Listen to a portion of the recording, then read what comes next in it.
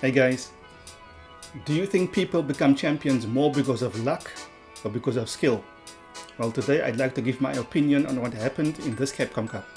Firstly, a skills paradox is when two people of equal skill in whatever sport or event compete. The winner is determined by luck and not skill. But of course it's more than that, because it's not just skill in the game, it's psychological skill, your range of focus, how long you can focus in a multi-day tournament. In this specific case, I think some players' skill was consistent throughout the tournament, like Kakeru and Fudo, specifically during the group stages. Blaz, on the other hand, evolved his skill as he was climbing the ladder. So let's take a look at this match where he won the set, but he did drop a round to VXBAL. Shout out to the King Games RD. He was taking and parrying a lot, more than in later games. Maybe it's for this matchup, but he also got better during this tournament. Yeah, you get the charge up, the tension in stock. This is gonna hurt so much more. I like that. Lost the grab. When he only hits, he gets the bomb right after it. And tried to take, he tried to take the again. So often, pause. This is the right option on defense right there. The bomb is going again, the throw. And let's see what happens. Trying to bait out buttons, Claus being very patient. The overhead does get blocked. Tries but to he take went for again. the throw anyway. VXBAL walking back to safety. He pressed Nightmare yet again.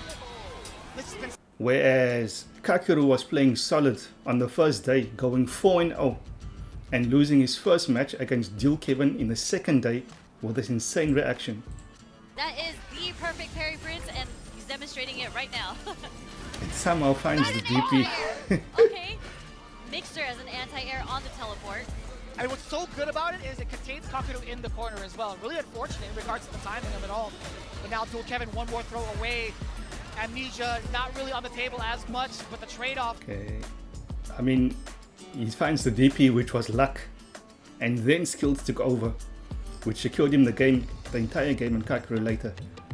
But you could see throughout the tournament, not just with these two players, when they came to the top 16, for example, Juicy Joe versus Angry Bird.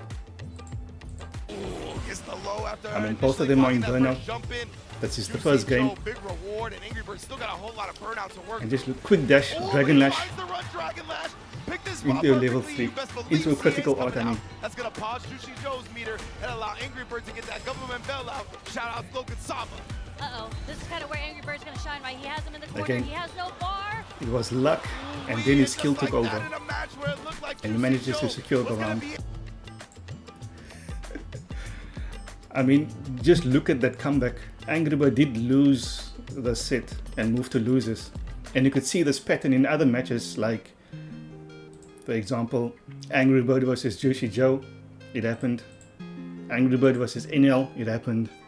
Phenom versus NL, Fudo versus Tokido, Mena RD versus Jian, Takamura versus Shuto, Blaz versus Shuto, which was very close. I mean, anyone could have won this. Let's look at the first game. A very insane reaction from Blaz. Okay, looking for the next hit into it. Really ready to just Something that we've DP seen from a Shuto do crouch so medium. consistently is a DP into the super, right? And Blaz does it himself, letting Shuto know you have to be careful if you want to jump on me, even if you're playing Akuma with your different aerial approaches. And then he manages to win that round. The set came down to the very last match where anyone could have won.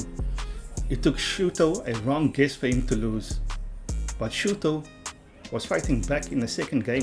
Look at this. About dealing with the options that are presented from Shuto with these aerial approaches. But here's Shuto trying to Uni DP rip again. Saw some movement. Another reaction. Level 2 now as his response. First an Uni DP now. Just being ready. 2 bar spin to get the funk right after this. Drivers into touch. Level 2 fireball, perfect parry. We try to go for the throw. And again, out and Shuto. from a sweep, Punish, DP, light kick DP. It's not enough. It's not enough. beautiful awareness from Shuto on that punish though. That short was the only and thing he was able eventually takes this game. I mean, he did lose. Yeah, this was the very last game. Fireball to stock him the ditch, just to lock him down to get that enhancement. I mean, at this point, he's just reacting to everything. He does connect for Shuto. He managed to get the grab, and he gets gone. And that was it. This is it.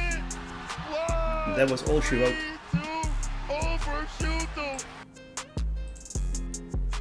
Blaz then went on to win 3-0 over Angry Bird, 3-0 over Le Chat, and then lose to Kakaru in the grand final. But Blaz just kept evolving until the grand final. That's why he could do it. You could see he won 2-1 in the first 2 games, both against Le Chat and Angry Bird. But Kakaru was just too solid.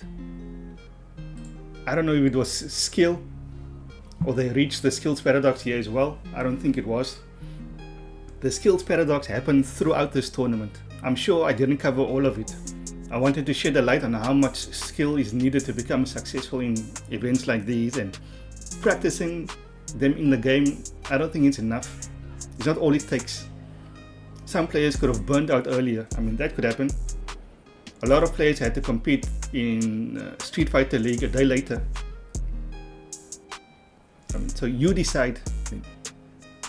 What happens when you beat the top players in your region? Was it luck? Did you practice enough? And when you keep winning, maybe you reach enough skill to win. Thanks for watching.